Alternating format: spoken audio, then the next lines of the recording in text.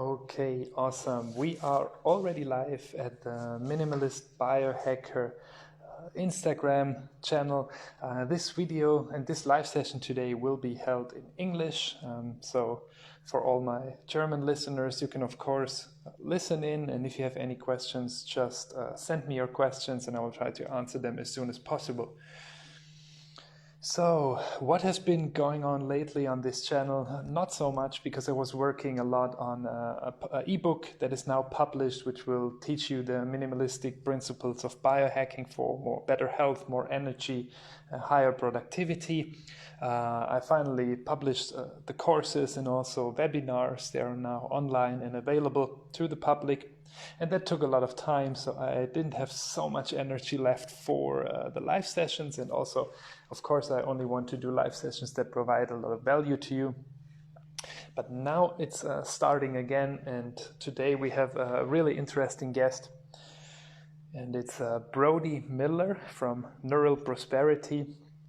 And Brody is looking deep into the brain, into the neurons, and from everything, from all the things you can optimize in your body and in your life. I actually think that the brain is one of the most fascinating ones, because of course we want to have a advantage competition, and if our brain operates quickly, it has positive effects on basically all areas of our lives. We can understand complex topics.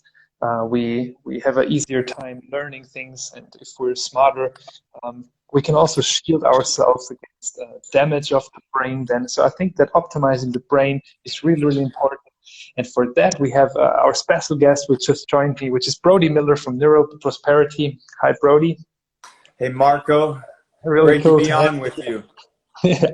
So I just do a quick introduction. So Brody is actually studying integrative medicine in Hawaii at the Quantum University, and he's aspiring to becoming a doctor of natural medicine. He's also deep into biohacking and to improve his knowledge there, and to look into all this technology that is coming up.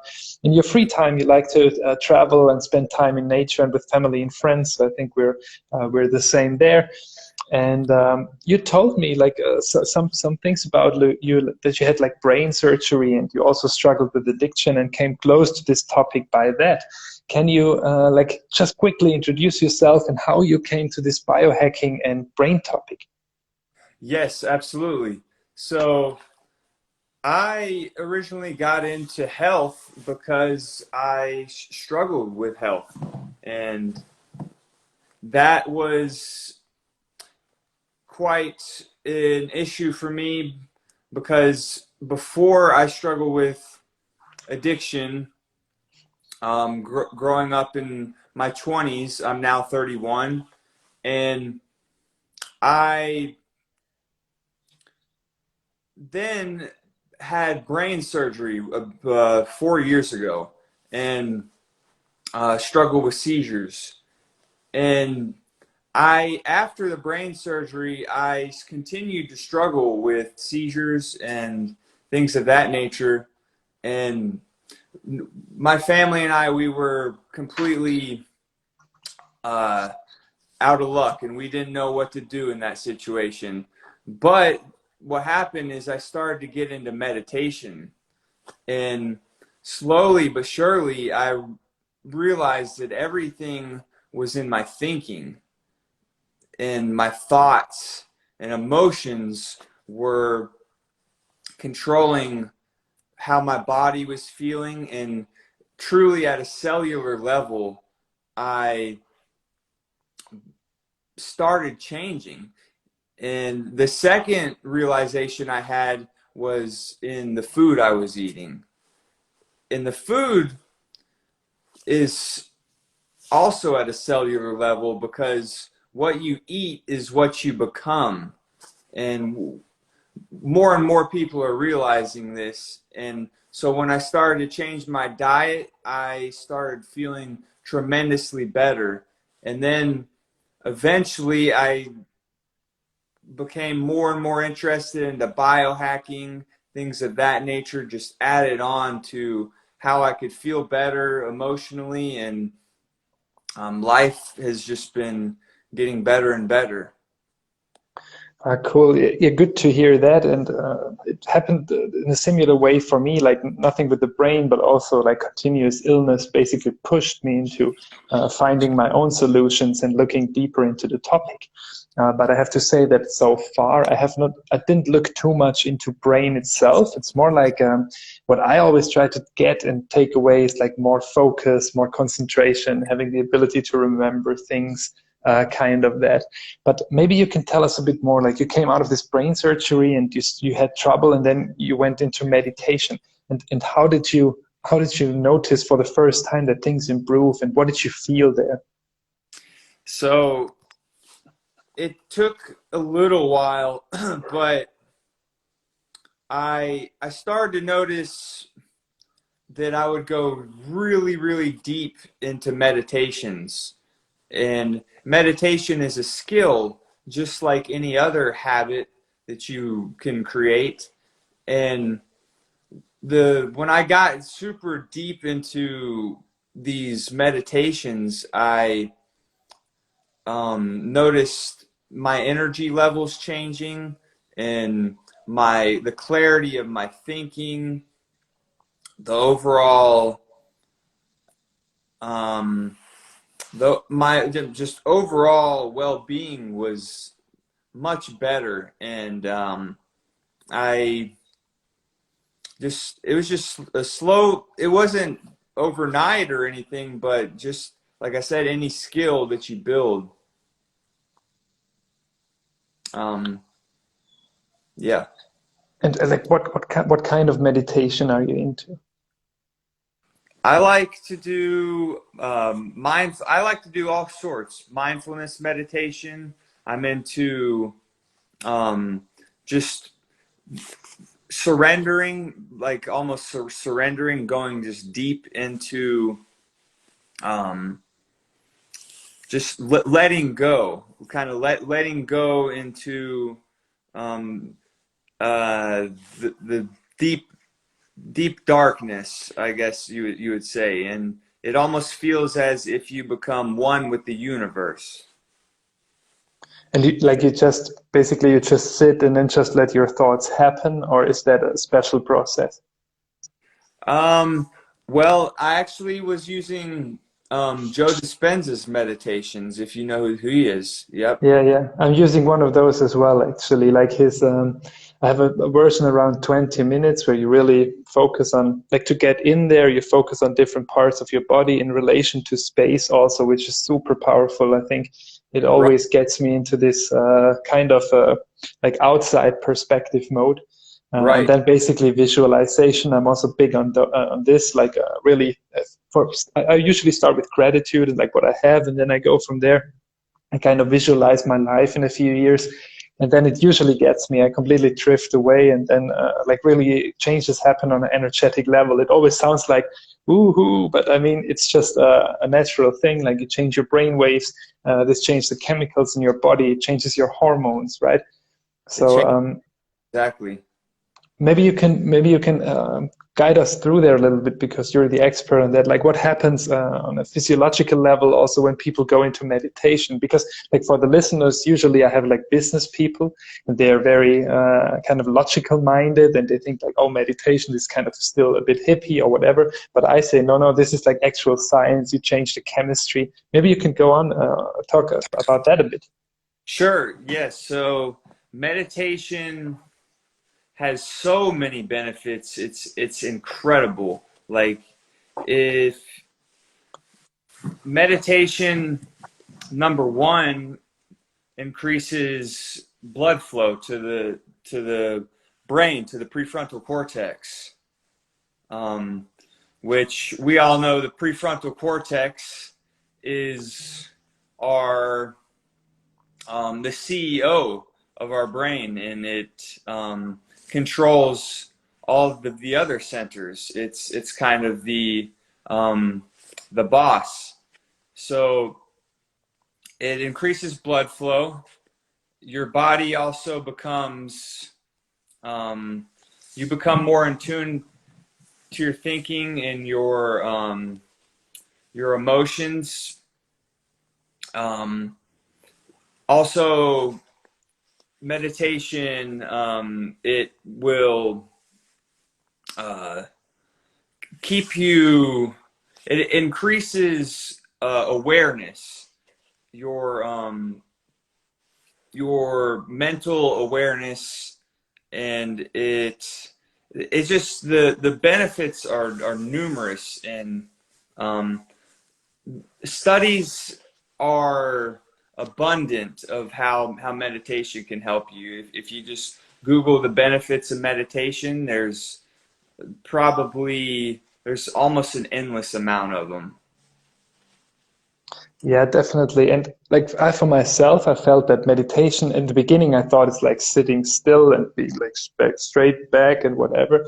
Sometimes I feel that I start to meditate in the middle of the day just randomly because like I have a baby boy, and if I carry him with me so he can sleep, I sometimes find myself drifting off in these kind of like really relaxed states. And also when I eat, I try to only eat and be mindful. So I already feel some benefits there, which I consider also to be a form of meditation. And I think that because of our modern world, because of the things we got into our lives, like devices and busy schedules and whatever, we kind of lost that connectedness to things. So if we eat, we usually have a TV running, or we read something, or we do something. There's constantly something going on, and we can't really settle down. And but what would you say? What are the common problems for cognitive performance now in our modern society? Some of the biggest issues with cognitive performance in our society are our attention span. It's decreasing at a rapid level. So one example of that is how in Instagram is people can't seem to pay attention for over eight seconds. I think they did studies, and they said that the attention span, the average human attention span has lessened from 10, it was like at 12, like 5 years ago, and now it's at 8 seconds. So that's quite alarming. Mm-hmm. And then if you look at another issue that we have, it's dealing with the blue lights and the cell phones, and we're constantly working, and there's not so much downtime, and that's a huge issue, because our body needs that time for rest. We need time to recuperate and recover, and when we cannot do that, it's you're going to see a lot of issues, and you see that with depression. It seems like to be at an all-time high. I mean, at this point, with especially with the pandemic and things of that nature. So. Same as sleep, right? I just recently read that sleep has also basically decreased in quality over time, and also during the pandemic. And I think this all kind of like is interconnected. As almost everything in biohacking, things are very interconnected.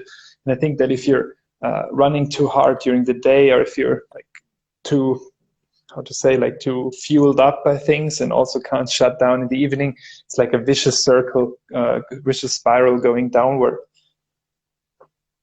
Right. And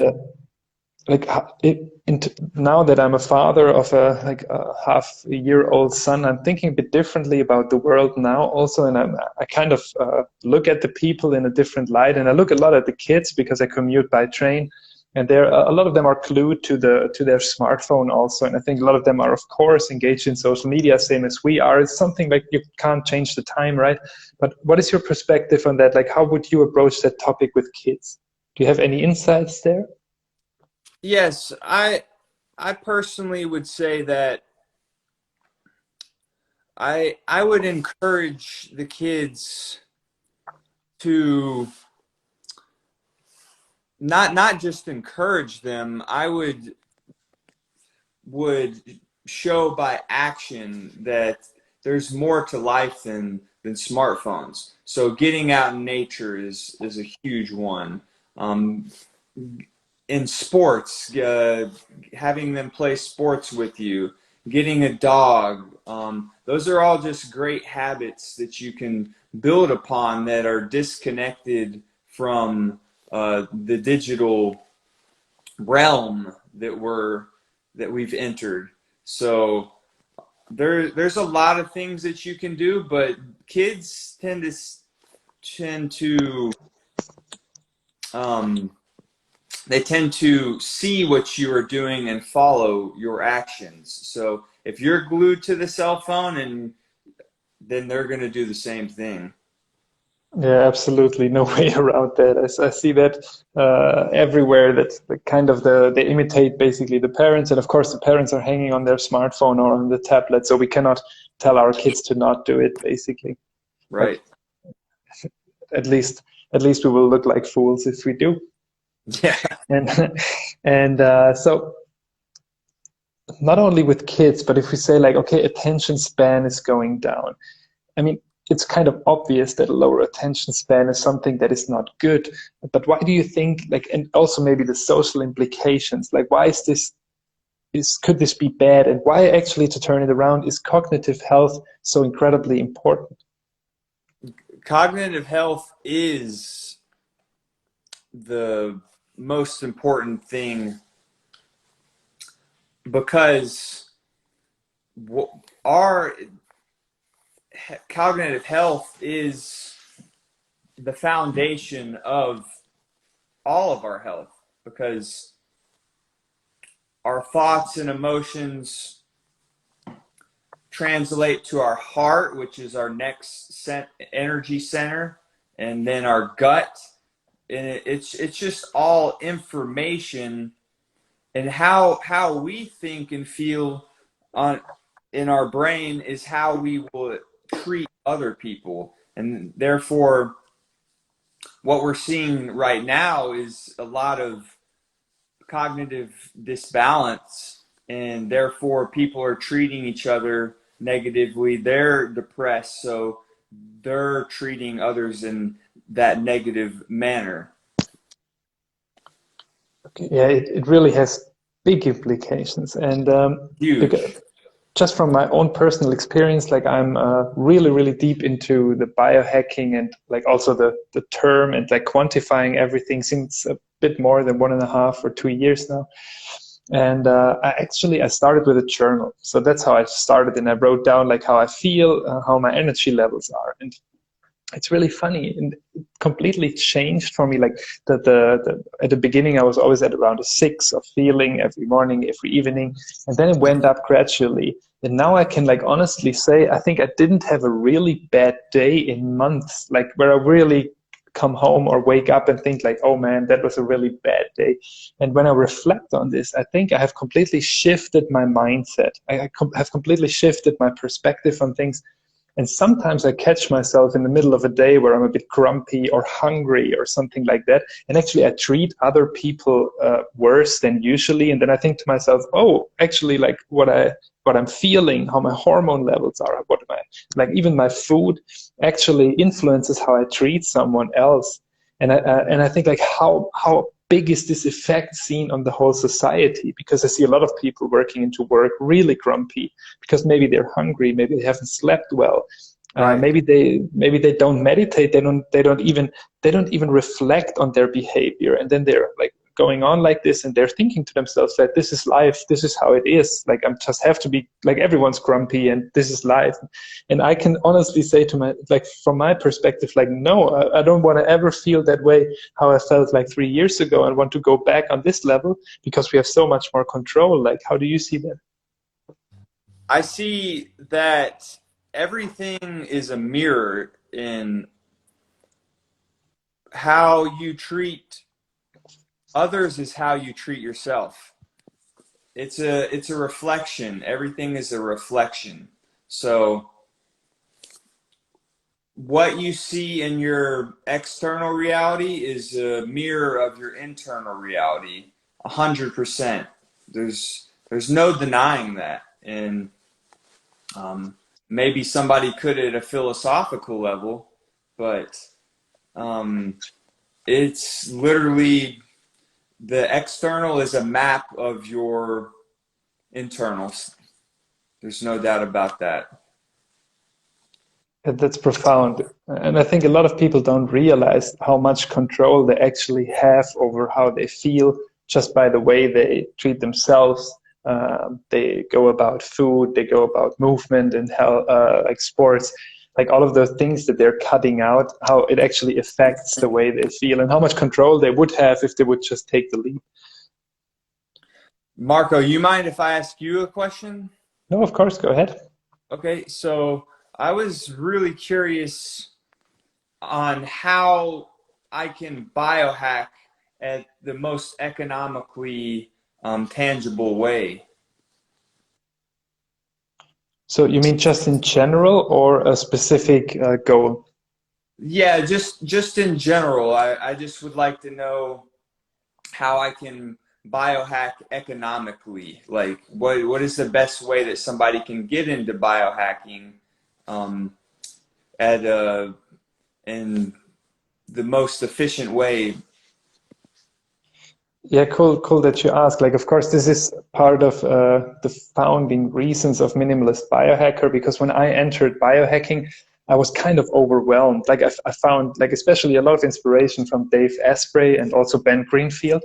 And they talk a lot about tech, and they have like the upgrade labs, and there's a lot of cool things in there. But at my home, I don't even have a room for an infrared sauna. So basically, I try to make the entry a bit easier and look at the things that provide the highest return on investment basically just now. And then you can still dive deeper. And I think what everyone can do, and I think what you already do actually, is use things that are available in nature. So what we have there is basically you have sunlight, you have grounding, or like just a practice of walking barefoot, also removing the shoes, or basically using barefoot shoes like these Vivos. Just get closer to nature. Using the cold, like bringing in back some stimuli that we actually canceled out of our lives. One of them is cold. And then also just take moments of calm and meditate, or just take yourself out. Because I believe that like biohacking exists only because we have removed so far from nature. So the more you can close the gap and get yourself back to a natural lifestyle, the better. But then a lot of us are working in office jobs for 8 to 10 hours a day in a cubicle in a building, and we don't have a lot of light. And that's where the tech comes in for me. Then I can use blue light glasses or blue light blockers to actually try to tweak and hack my environment to a more natural way. So I think like most of the things that people can start with are really free. And I would just start right in the morning, like hydrating properly, getting a cold shower, getting fresh air, moving or working out, which can be done with a body weight. You don't even need a lot of expensive sports clothes. That is already a lot of biohacking. And the actual approach by tracking and analyzing and measuring can be done for almost for free by just buying a diary, like a book, a journal. So by just buying a journal and trying to get things in an objective way. Instead of saying, today I feel bad, how do I feel on a scale from 1 to 10? How energetic am I on a scale from 1 to 10? And then make some notes. For example, this day I had a lot of stress, this day I didn't work out, this day this, that. And then you can make these connections. And then if you feel good and you have the financial means, then go ahead and buy a tracking device or an Oura ring or a Whoop strap or whatever there is. But you can really start with a journal and just dive right in without spending any money. That's great. And some other tools. So what does like infrared, what does the infrared sauna do to you at a physiological level? Like, I don't have an infrared sauna. I basically use a blanket. What I think, actually, what I believe in a lot of things that work with warmth and cold is basically the most benefits you get from that the blood vessels like dilute and then retract, and that kind of pushes nutrients into the muscle and the tissue and actually gets the waste products out more quickly. So I think That is one of the biggest benefits. But same as with meditation, also infrared sauna has a long list of benefits. And I think that in Finland, they did a study on men that used sauna regularly that actually extended their lifespan. And they're also, it goes more deeply into like with heat shock proteins, which are built always when you're under stress, also from alcohols or something else that intoxicates your system just gets stronger. And that is kind of this one part of biohacking is this supporting the body, supplementing, and the other part is making the body more like harder against the environment. And I always see like sauna, cold shower, workouts as a challenge for the body to adapt and be better on a higher level. That's extremely relevant and awesome knowledge, because I think that, yeah, our bodies have become so, I wouldn't say soft, but like our minds and bodies have become so, we just sit in a chair all day. So we need to strengthen our muscles, our mind, and these things. So. Yeah, I think we have shifted a lot. Like we have less stressors in terms of hunger or cold or like environment. On the other hand, we have like suddenly stressors like toxins, like poisonous stuff on our plants, or just the air quality, or constant light and sound exposure, constant how to say, like EMF exposure, something like that, which we kind of brought into our lives voluntarily. Or like sitting all day, and then others we have just basically they disappeared. And I think we have to bring some of those back to just be ready for them and give our body what it actually needs, and at the same time reduce some of the more modern stressors that we have created. Go ahead. No, fine, please. Well, it's interesting you said about the EMF, and there's a lot of studies of how 5G and that it's just such a high frequency. So if you look at the electromagnetic spectrum, there's X-rays. You will have X-rays on one level, then you have like gamma rays. It's just the 5G is an extremely high frequency that we need to be careful of, at least be cognizant of. I look in terms of frequency a lot, and what is this frequency good for me? Is this frequency good for my body? And EMF is certainly can be detrimental. So. Yeah, I'm excited to like if you go more into this area, please keep me updated. We have like 5G rolled out across Austria now also, and I looked just a little bit into the topic. I have a friend studying in Stuttgart, studying like electromagnetic stuff and charging and whatever. And he said that usually we have much stronger signals in our environment, just like Wi-Fi and so on. So he wouldn't worry so much about 5G. But I think it's really important to actually just keep it in mind and look what happens. And then if we see a negative outcome, immediately look into that. Because the worst thing is that we surround ourselves with new tech. It's just like I heard such a cool example about the seat belt in the car, which until 20, 30 years ago, no one wanted to use it. And now it's basically standard. And we look back and think like, okay, how stupid that cars didn't have that. But I mean, at one time, the car was just so cool that we just forgot about taking some safety precautions. Right. And I think something similar could happen there. But so to get our audience like some like hands-on things, I mean, like, what would you say? Like, what are 3 things everyone can do to improve their thinking? Very easy. To improve your thinking, as you were saying, journal, make that a habit, meditate, and improve your diet. Those are the 3 utterly essentials. And I mean, you keep going. I mean, exercise, there's cold showers. There's just so many but to improve your thinking, the number one thing is going to be meditation for me, hands down. And like if someone says now, okay, I've never heard about any of that, I don't know like anything about meditation, but I really want to try it, is there something like super simple that you would advise that they can just do right now? Yeah, you could just sit there in your thoughts for 5 minutes and perceive what happens. Just let go. Let the universe. That sounds a bit mystical, but let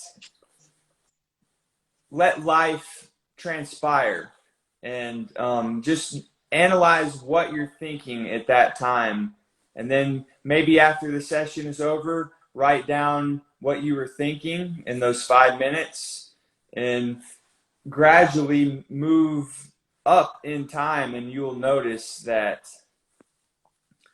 your cognitive health will improve dramatically. And like, how can, like, if someone's listening now and thinking like, okay, improve my cognitive health, is my health actually broken? Is there, like, where am I on a level? Is there a way for people to find out like how they are doing on a cognitive level? There's a lot of things you can do. There's brain games. So you can look up a whole list of brain games online. I like to play things such as Scrabble. Scrabble works the prefrontal cortex. I actually have a post that I did on Neuroprosperity about brain games and different ones, that which areas of the brain that it works.